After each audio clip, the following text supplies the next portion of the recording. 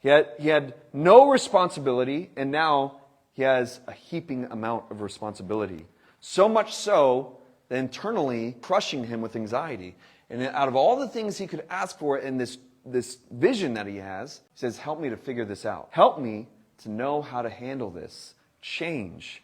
And there's something really powerful in this moment. Now he already has it, and most of us would be like, what do I need to change? It got me this far. But here he is in the midst of his blessing saying, what do I need to change in order to keep it? He had stepped into this new season, and in the role that many would call his dream position, he knew he needed to adapt to the weight of this role. He could have fixated on the blessing, the fruit, the influence, the resources, the possibilities. But instead, he recognized that if he didn't change to match the change, he wouldn't be able to sustain the change. And it's these moments where we realize acting our old way won't be enough for the new way. Acting like a prince wouldn't be enough if he intended to remain king. And we could go down the list of how that is applicable for us in these many scenarios. But I want us to just have this broad understanding that the old way doesn't always work with the new way. And that this hinge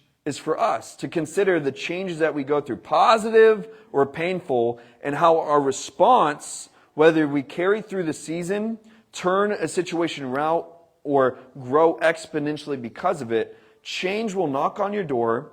And wisdom asks, how should I change in response? I want us to just look at a few signs, some practical ideas of recognizing time to adapt. Either you're Lord of all, or just a lie.